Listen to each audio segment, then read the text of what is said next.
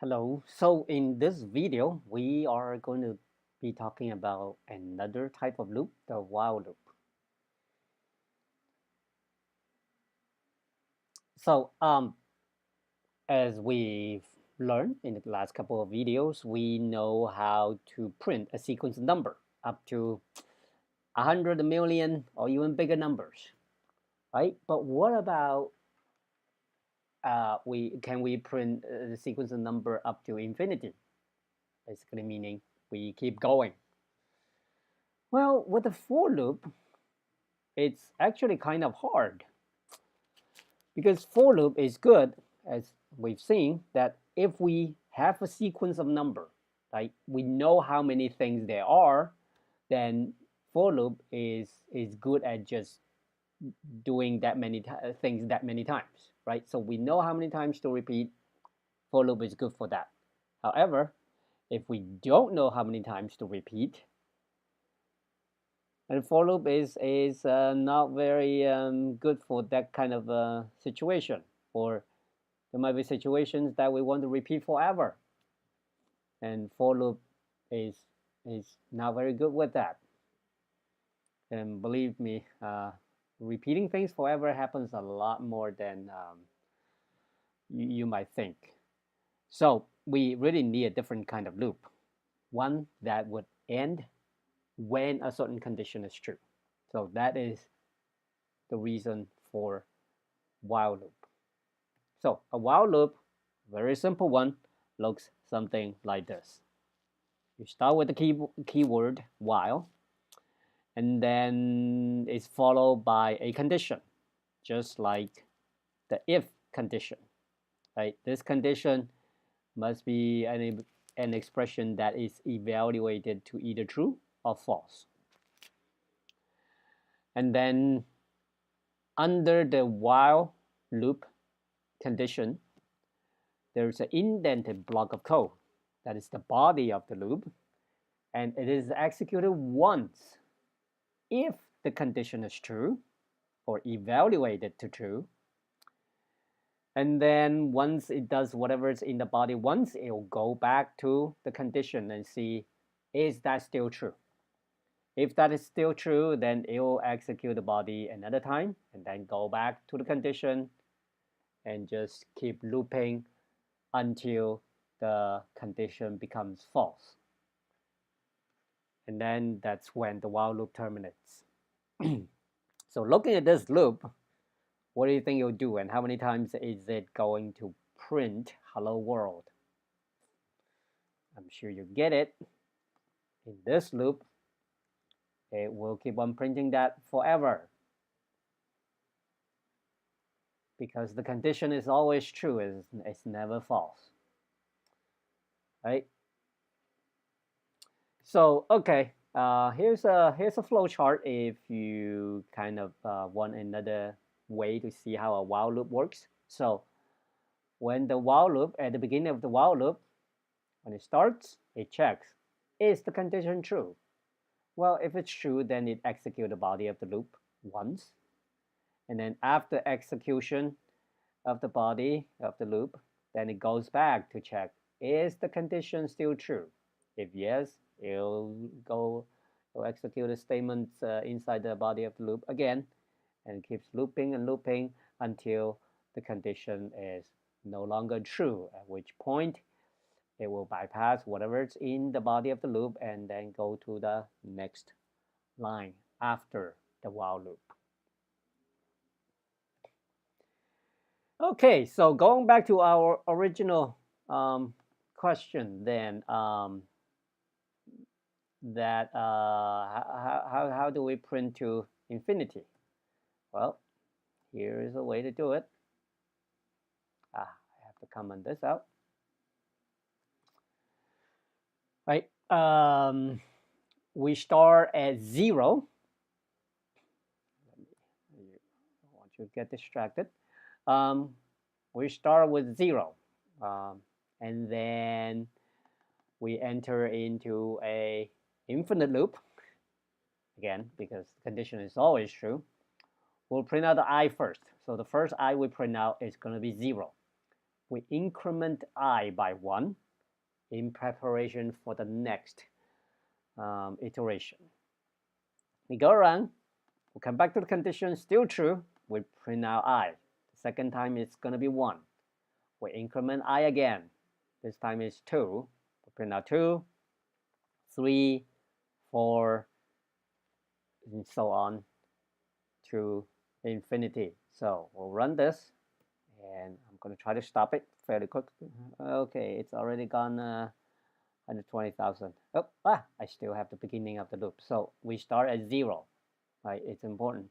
Start at 0, 1, 2, 3, so on until 129,000. So yeah, that's how we'll just print sequence number all the way to infinity. What about we don't want to go all the way to infinity, right? What if we just want to do what a for loop can do? Like, for example, we just want to go up to, but not including 20. Well, you can do that with a while loop. You can do exactly the same thing here with the while loop. So instead of infinite loop, instead of keep going forever, we can just say as long as I is less than 20. Right? We'll keep going until the point where I becomes 20, and 20 less than 20 is going to become false, and we stop. So let's hope that works. There we go. All right, we start at 0, go all the way up to 19. And when I becomes 20, we no longer execute these 2 lines of code, and instead we just exit the loop. Okay, hopefully that makes sense. Excuse me. So here is a little coding exercise for you. Can you rewrite the following for loop with while? It's very similar to what we just wrote, but instead of just range 20, we want the range to start at 10, and then we also want a step. So instead of skipping 1 every time, we're skipping 2. So yeah, pause the video, try to write this with a while loop. And hopefully you get it, but this should be fairly straightforward. So instead of starting at 0, we start at 10. Instead of incrementing by 1, we increment by 2. So if I run this, we start at 10, 12, 14, 16, 18, and then when it becomes 20, 20 is no longer less than 20, we stop. Okay. Okay, so one more coding exercise for you. So remember, when we talk about for loop, we also did this problem with that Gauss solved quickly, but we're using Python to solve it. So we're summing up numbers from 1, 2, 3, 4, all the way through n. Okay, so we wrote that with a for loop. Can you write that with a while loop? So give that a try, please. Okay, and here is one that I type up myself. Let's see.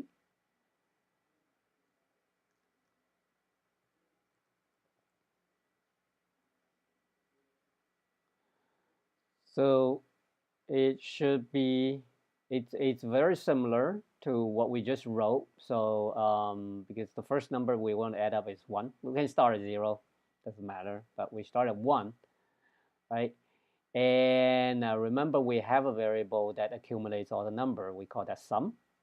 and then we are going to stop at 100, so we have to say 101.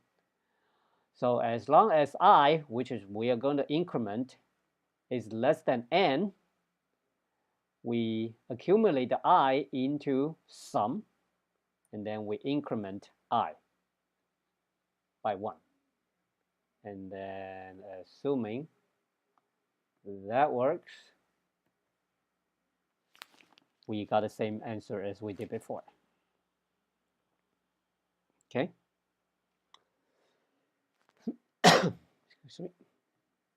Okay, so we did a few small examples.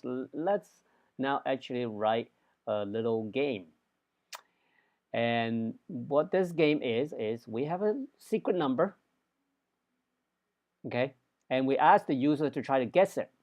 And if the user gets the number is too small, we tell the user it's too small. If it's too big, we tell the user it's too big. So, as to give them some clue of what the actual number might be. And we keep doing this until the user gets it right. And when you think about this, since we really don't know how many times it's going to take the user to get it right, it's a perfect use case for a while loop, right? The user might take one time to get it, or they might take 100 times, or never. So yeah, so this is a perfect use or for the while loop. Okay, now this game is actually similar to what's in Professor Losef's readings, although in the end it will actually evolve into something slightly different and I think slightly more interesting. Okay, so let's start. Now, when you want to do something kind of in a loop, it depending on the programmer, sometimes it's helpful, especially for beginners, that maybe you just want to do it once before you try to do it repeatedly. So here's a block of code that will do it once. It should be pretty straightforward. I've typed it up here. Guess. Right. Okay. Oops. Guess. So what it is, we start by setting a secret. I'm going to set it to a fixed integer right now. We'll make it, we'll change it later. And the first one you do, we just ask the user, what's your guess? If the guess is smaller than the secret, we say it's too small. Else if the guess is bigger than the secret, it's too big. Otherwise, guess is equal to secret. So we tell the user, you got it. So we run it. If I say 1, it's too small. I run it again. If I say 123, it's the right one. Right. So that would be the first the first step toward writing the game. So the next thing is, okay, well, we're going to have to do this repeatedly in a while loop. So let's start doing while. Now, what is the condition? We're not quite sure yet. So okay, let's just skip that for now. But at least we kind of put the action that we're going to repeat inside a loop so that we have some hope of repeating this action. Right? Okay, so let me make sure I didn't skip anything. Yeah, so what is the condition? Well, the condition is we want to repeat this as long as the guess is incorrect. Right? As soon as the guess is correct, then we exit. So we want to stay in the loop if it's incorrect. So we can have a variable that actually represent that information. I'm going to call that variable correct. Okay, but we want to stay in the loop as long as the guess is not correct. So let's do that. And obviously, Python is not going to be happy because it's like, okay, where in the world did correct come from? Okay, when do we set correct to be true? Well, it's when the guess is the same as the secret, right? Which is inside this if. So we'll set correct to be true when the user got correctly gets the secret. Okay, it's almost good, except if you remember, um, when the while loop first started, the very first thing it does is to check if the condition is true or not. So, is this true or not the very first time? Well, if you say, I don't know, well, right, we don't know, right? Because we never set correct to anything before we start the while loop. So, what should correct be before we start? Well, so you kind of think about it. I mean, before we even start, the user did not guess anything. So there's no way that the guess is going to be correct, right? So kind of makes sense to set correct to be false at the beginning. And also, another way to think about this is if you set correct to be true here, then this is going to be not true the very first time. And not true is false. So we'll never even execute this this guessing game once. So really the only correct value, the correct initial value for the variable correct is false.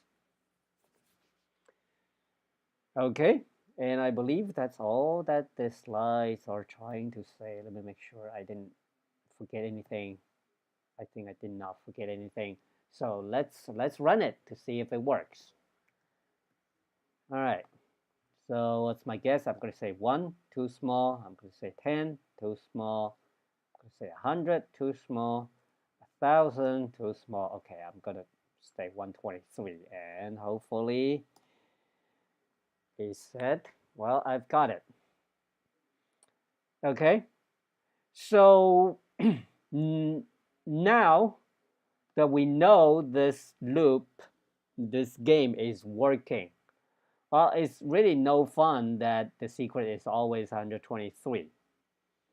Right, so I'm going to make this a little more interesting by importing a package called random, which will give us some random numbers.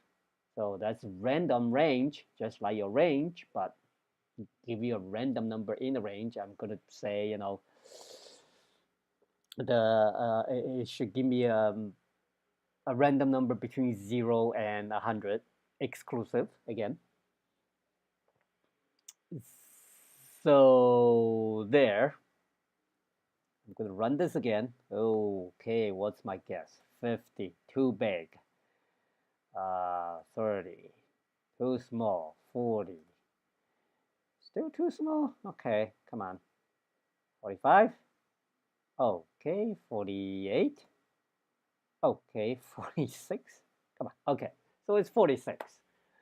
Great. So this game, I mean, at this point, will be a little more fun because the secret is random now. You can obviously make this bigger, and that would in turn make the game harder. Okay, so that's random. And here is a little coding exercise for you. So given this code, you should be able to type it out fairly quickly. Now, can you modify it or add a few lines of code to limit the number of guesses to something like 10 guesses? If the user makes more than 10 guesses, you print the message and tell the user, hey, making too many guesses, you lose. Right? And maybe tell the user the secret.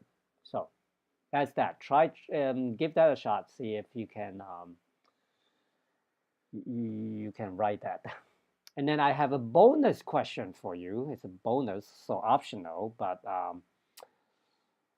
if you know the range of the random secret, say between 0 and 100 or 0 and a million or whatever, what is the most efficient method to try to guess it? Right? Come up with a little algorithm to try to guess it as quickly as you can. And for that method, what is the minimum number of guesses that will guarantee that you will guess the secret? And again, this is just a bonus question. You can think about it, discuss it in the forum. If you get it, this will actually serve you very well when we talk about an algorithm called binary search later in the course. Okay, so I think that's the end of our while loop discussion.